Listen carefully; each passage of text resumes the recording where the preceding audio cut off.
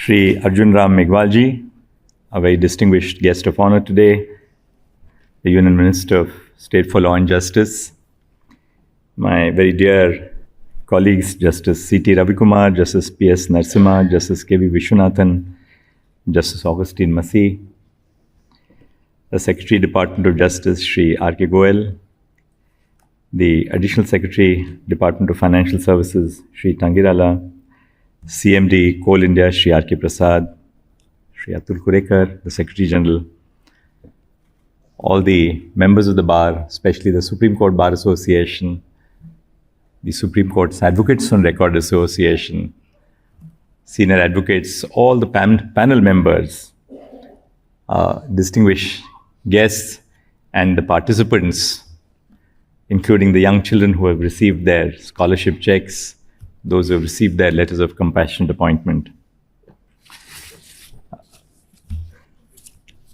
Our compare, Sukda Pritam, who is very senior district judge from the state of Haryana, has given me a lot of kudos for organization of the Lok Adalat. But a team leader can only be as good as the team which they command at their disposal and for the work. So much as I would like to take the credit for this amazing event which has taken place over the last few days since the 29th of July to the 3rd of August, I would like to recognize my team which has been at the forefront of these initiatives. And I would like to call out the names of my team which has worked tirelessly for the success of this Lok Adalat, and I'm sure you'll all join me in giving them a very handsome round of applause. So I'll call them out one by one. We have our Secretary General, Atul Kurekar. We have Registrar Judicials, Pavnesh and Puneet Segal. And look at the diversity of their experience. Atul is from the Maharashtra Judicial Service, Pavnesh from the very senior district judge from Karnataka High Judicial Service, Puneet likewise from the Judicial Service from Haryana, then Santosh from Jharkhand. It would have been not possible. Coal India's checks would not have been possible but for his own engagement with the Chairman and Managing Director over the last several years. Then we have Mr. Shashidhar Shetty, Registrar from, again, a very senior district judge from Karnataka. Mr. Ladekar, who is really the driving force. He's an ex-armed forces officer who is working in the judiciary, served the nation as an armed service officer and then joined the judiciary. And we have Sujata Singh, who is from the state of Uttarakhand, senior judicial officer. Then we have Satish Arora from the Delhi Higher Judicial Service. Colonel Marwa, again, Colonel, as you know, defines where he comes from. Mr. Soni, then a young officer from the Center for Research and Planning, Amarendra Kuntal Pathak from the state of Orissa, Parvinder Singh Arora from the state of Himachal Pradesh, Ashish Shiradhunkar, the scientist from NIC who is the backbone of the eCourts project, and Ms. Arunori from the state of Tamil Nadu who leads and finally, last but not the least, I very fondly refer to him as Tarzan because of he's all over the place even at 12 midnight, Mahesh Patankar, who looks after every little corner of our building and construction projects. So this has really been a multi-stakeholder cooperation. It couldn't have been possible without the tremendous support which I received from the entire team of registrars and officials in the Supreme Court, many of whom are not here really. Mr. Rakesh Sharma is probably overseeing the arrangements. There he is, Mr. Rakesh Sharma is there. Usually he's always behind the scenes coordinating something or the other. Now, the reason why I thought I should mention all this is that I genuinely feel that the Supreme Court may be located in Delhi, but it is not the Supreme Court of Delhi. It's the Supreme Court of India. And since I took over the office of the Chief Justice of India, we have made an effort to bring officers from all over the country into the registry of the Supreme Court. and they bring a great amount of diversity, inclusion, their knowledge about the life and society across India. Because our district judges have joined the judiciary very often. Some of them are, of course, direct appointees, but many of them have joined the judiciary at the lowest level, the civil judge junior division. The story goes, at least at one time, how do you identify a junior civil judge, at least at one time, no longer, because now the conditions of service have improved.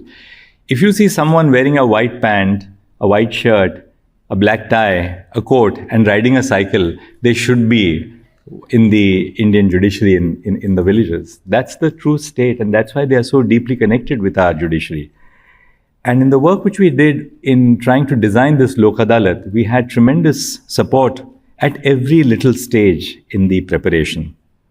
We received tremendous cooperation from the members of the Supreme Court Bar Association and SCORA, our own advocates who are our backbone in the Supreme Court, and without whom nothing of this would have been successful. If the lawyers had stayed away, you can imagine there'd be no judge or no courtroom or no Lok Adalat without the lawyers. And all of them joined us in the Lok Adalat. When we constituted the panels for the Lok Adalat, we ensured that every panel would consist of 2 judges, in my case 3 judges, and 2 members of the bar. 1 senior advocate drawn from SCBA and 1 advocate drawn from SCORA.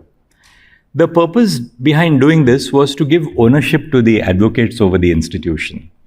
Because this is not an institution which is only run by judges, and this is not an institution of the judges, for the judges, and by the judges. It was very interesting.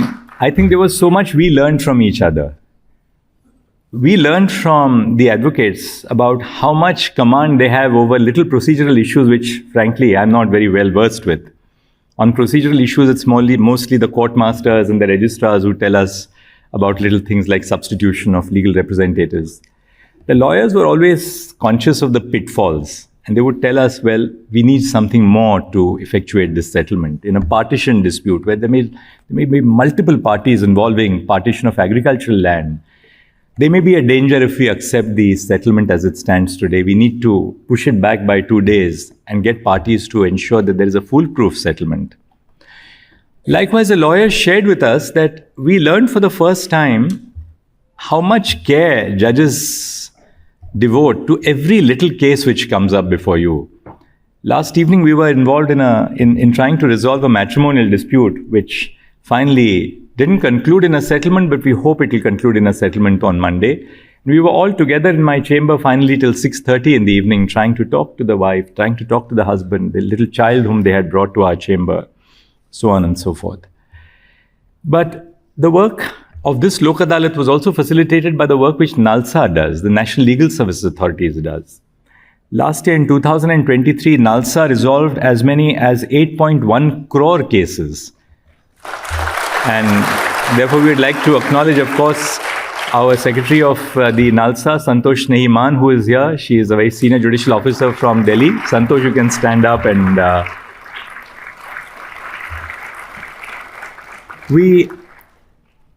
this time we began with 7 benches. We were worried as to whether there will be enough work. You know, all this happens with a great deal of fanfare. Lok Adalats are like a marriage in a village. You know, it's like a fanfare. There's a lot of song and dance, and there's a lot of publicity. I was also asked to do a little video for Doordarshan, and I had to keep aside my judge's role and cap and my bands and, you know, talk like a person in front of the camera. But then at the end of it, you are really worried. Is this going to be successful? What if the lawyers just don't show up and say that we are not agreeable with what the Chief Justice is doing? And I was always worried about whether this would be successful. So we began with 7 benches. My registrar listing said, sir, 7 benches बनवाएंगे. उससे ज़्यादा बनाओगे और वो काम नहीं आएगा तो क्या करोगे आप? काम भी नहीं होगा, जुडिशियल काम भी नहीं होगा और लोक अदालत का भी काम नहीं होगा. But by Thursday, there was so much work which was coming in that we needed 13 benches to operate this Lok Adalat. On Wednesday evening, when the Secretary General, the registrars and I were in our usual evening confabulations, By the second, they were receiving WhatsApp messages from the district legal services authorities across India. Matter has been settled. Please, the clients want the matter to be listed. Please list these matters.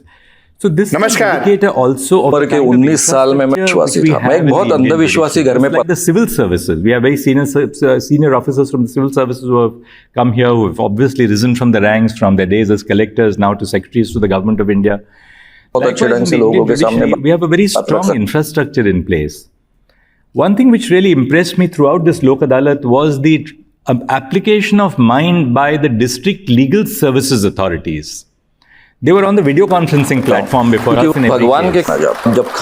So when 201 was called out and right up to say 255 yesterday, all the DLSAs were personally present on the video conferencing platform. So we were marrying technology with the human relationship that the law brings to justice. And on the video conferencing platforms, we could see the parties present next to the district legal services authorities. Of course, there were some funny moments also. In one case, some 10 lakhs of rupees in cash had to be paid to one of the parties. I hope the income tax authorities were not listening on to the conversation.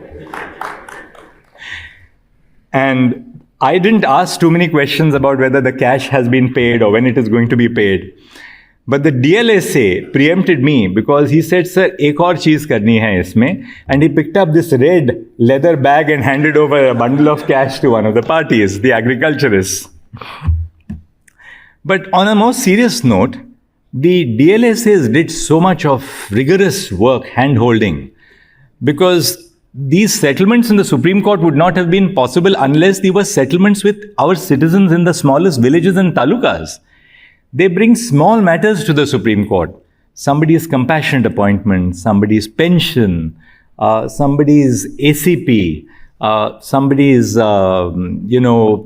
subsistence allowance during suspension, motor accident claims. In fact, a very senior secretary from the government of India and a very distinguished former civil servant who were engaging with me last week said, sir, we never knew that the Supreme Court deals with such small cases because we are so used to that is what is seen. There is an allegation that ये बात जो है आपने शरद पवार के कहने पे की है for the simple reason that उन पे allegation हुआ, अमित शाह ने उन पे allegation किया था और आपने उसके पहले की बात है. So many people ask me, but फिर भी मतलब there is an allegation that you are सीधी सी बात है, क्या जवाब? What is the purpose? Is this the purpose of the Supreme Court? And I always respond by saying that when the Constitution was framed by stalwarts like Dr. Babasaheb Bhimrao Ambedkar, they did it with a mission. They introduced Article 136 into the Constitution for the purpose that this was a court which was being set up in an essentially poor society where there was an absence of access to justice. We operated in colonial structures of patriarchy, oppression, caste, discrimination. And the idea behind creating this institution which would reach out to people was to ensure that this would not be one of those courts like the American Supreme Court which deals with 180 constitutional cases, but a court which would truly be a court reaching out to the lives of common citizens and therefore, Nyay Sabke Dwar. That is the... And the purpose of our Lok Adalat has been truly to take justice to the homes of people, to ensure that we remind people that we are a constant presence in their lives. I must in particular compliment my colleagues. Those who are at the forefront are all here.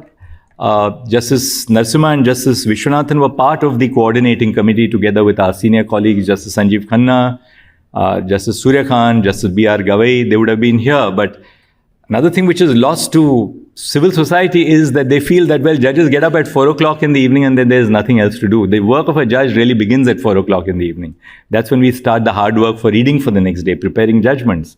On the weekends, judges are traveling, reaching out to society, reaching out in legal aid camps, reaching out in colleges, reaching out to cases where people are involved in moments of distress, and all these colleagues are traveling and they have communicated to me on a colleagues WhatsApp group. I have a chat group of colleagues, I call it colleagues.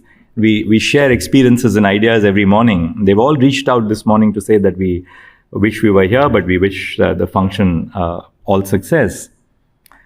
And therefore, I feel that this has been truly a collaborative effort. Justice Suryakant, Justice Sanjeev Khanna, Justice Gavai, Justice Narasimha, Justice K.V. Vishwanathan, they reached out to 5 high courts each. I requested each of the senior colleagues, please distribute the 5 high courts between yourselves and talk to the chief justices, constantly engage with them, because they must be told that the Supreme Court is very, very keen on this particular initiative.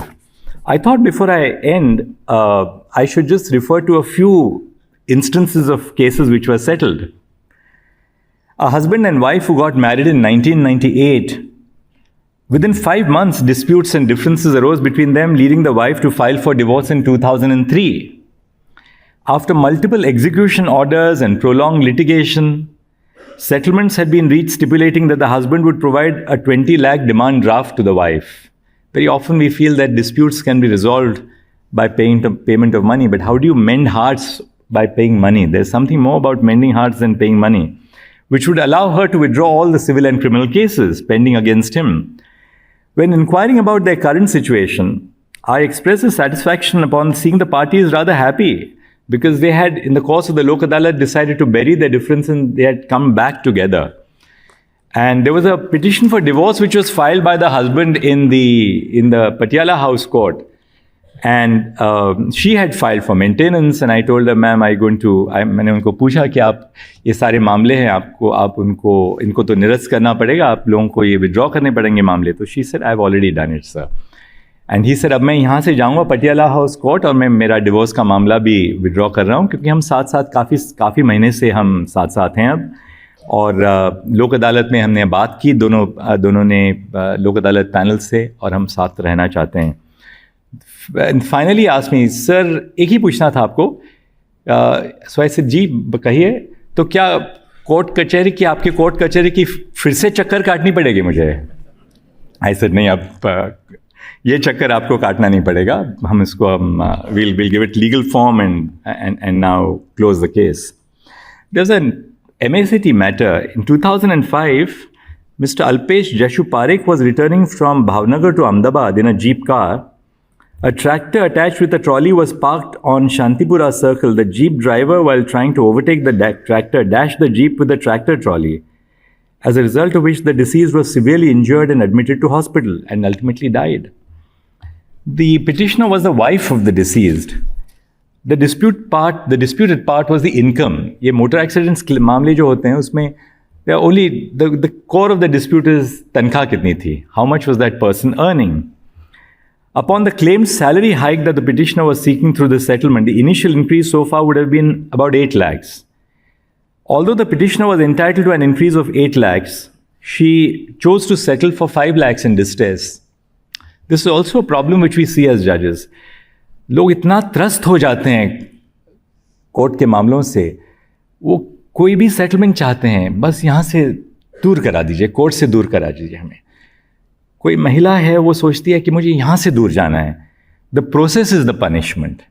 And that is a cause for concern for all of us as judges. So very often we say, no, we'll not allow this matter to be settled, because a settlement reflects the pre-existing inequalities in society. So as judges, we try and say that, well, we'll not settle it, and we'll try and get you a better outcome. So Justice Vikram Nath, upon hearing the respondent's offer of only 1 lakh, Vikram said, I'm not going to accept this settlement.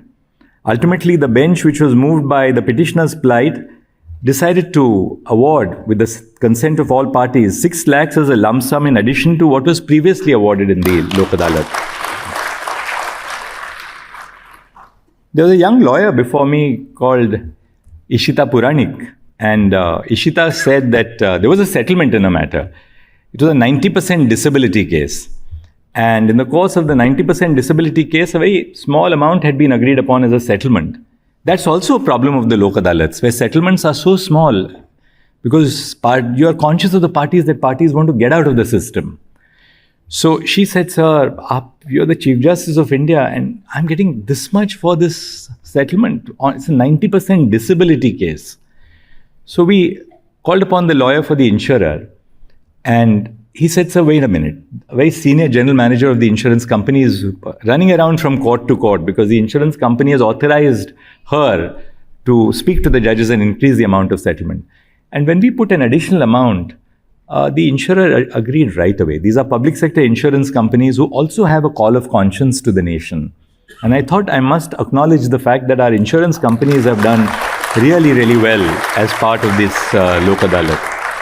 And right away, she agreed to this. Now, if that young lawyer had not mentioned it, it would have been a matter settled for whatever had been agreed upon in the districts.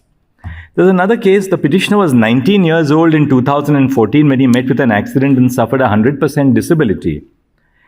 And that tragic accident altered the life of a young petitioner at the time. The accident resulted in a grievous 100% disability, leaving him with an unimaginable challenge in life. Initially, the MSAT awarded a sum of 36,68,000 as compensation, a decision that was later increased to 59 lakhs by the High Court, in recognition of the severe impact on his life. Despite this substantial award, the petitioner contested various aspects of the compensation, including his monthly salary, the compensation for attendance, and the future medical expenses that he would incur. I remember in Mumbai when I was a young lawyer, there was a lawyer who was grievously injured in a motor accident. Every day he would come in a small vehicle which had been altered to suit his condition and try and carry on the pursuit of his career as a bar. So I remembered that when I was looking at this case. After considerable deliberation and amidst the emotional strain of ongoing legal battles, the Special Lok Adalat intervened to offer a final settlement. The settlement amounted to an additional 10 lakhs as a lump sum over and above the High Court's award. The amount, though not very significant, was a small relief in the face of overwhelming changes to his life, and both parties ultimately accepted the resolution. There was an MBBS student who died in a tragic accident in 2012. The MSAT awarded 1.03 crores. Eventually, as a result of the Special Lok Adalat, the compensation was increased in a final settlement to 1.53 crores. The parents got 50 lakhs of rupees over and above what was. Another case, a petitioner was an old man who had suffered a 40% disability in a road accident. The MSAT awarded 3.48 lakhs with 10% interest. The respondents had offered only 1 lakh additionally. In the Lok Adalat, they settled for about 5.5 lakhs in addition. There was a petitioner whose son was 17 years old who had died in a road accident. The father had an 85% disability and had only one son to look after the family. The MSAT awarded 3.84 lakhs. The High Court had increased it to 7.86 lakhs, and eventually the Special Lok Adalat enhanced it by another 4 lakhs. In a lot of these cases, clients are not looking for a judgment at the end. You know, as judges of the Supreme Court, we are so used to having to sit on that elevated dais. We have lawyers in front of us. And we are dealing with clients who are rarely before us, unlike in the High Courts or in the District Courts, where you see the face of the client. So, unlike that, in the Supreme Court, you don't see the face of the client. And the people for whom you render justice in the Supreme Court are, in that sense, invisible to us. That, I feel, is a little bit of a drawback of the work of the Supreme Court. But as experienced judges who have worked at the bar, as Justice Vishwanath and Justice Narasimha have, or judges like us who have grown up from the High Courts now into the Supreme Court, we'd always try and remember the face behind the cause which comes to us. Because it is only when you understand the face behind the cause which comes to us that you realize that, in that sense, we are not distinct or separate from every person who is in the courtroom, whether it's a member of the bar, whether it's our court staff, whether it is the litigant. We are, in that sense, not distinct or separate from each other. We are all bound together as one human chain in this indefinable bond of humanity which defines our existence. And this Lok Adalat was just a reminder that though we are at the apex of the Indian judicial system, we are in that sense so closely and deeply associated with the lives of our citizens. I hope that we will now institutionalize this process of dispensing justice through Lok Adalats, because it's been one of my initiatives that whatever we do as a court must be institutionalized. It shouldn't be that just one-off initiative which is then forgotten for the future until 15 years later somebody else picks it up. We must ensure that it becomes part of our processes and systems. Institutions are very slow to change. And I have realized that, because very often when I want to bring about a change, I have 10 different reasons which are given to me why this can't be done. And I always respond by saying, I'll give you one reason why it can be done. And so while institutions are very slow to change, the positive aspect of institution and administration of institutions is that once you bring about a change, it doesn't get lost forever. Then it becomes part of the system. So I think as lawyers, as judges, for all of us, the real challenge is how do we ensure that these are not just one-off initiatives, but they become part of institutional design. And bringing it a part of institutional design, making the bar as part of this initiative, I think is a huge change for the better. To send a message across that our lawyers and us are truly engaged in one endeavor. It's not that the lawyers are only engaged in earning money for themselves. Of course, they have to earn their livelihoods. Who denies that? Just as at the bottom of it all, we are here because we have to have a livelihood as judges as well. But there's something else that motivates us as judges, as lawyers. And what motivates us more as judges and lawyers is this cause of delivering justice to common citizens. So I thank everyone who has been so closely involved in the preparation of this Lok Adalat. All these stakeholders who did tremendous work ranging from the state financial secretaries, the chief secretaries, the advocates general, the district legal services authorities, state legal service authorities, everyone across the spectrum, including my colleagues on all the members of the bar. Thank you very much. Stay ahead with our cutting-edge news app. Instantly access the latest shorts in just 1 minute and breaking news in just 50 words. Download now for a smarter, faster news experience.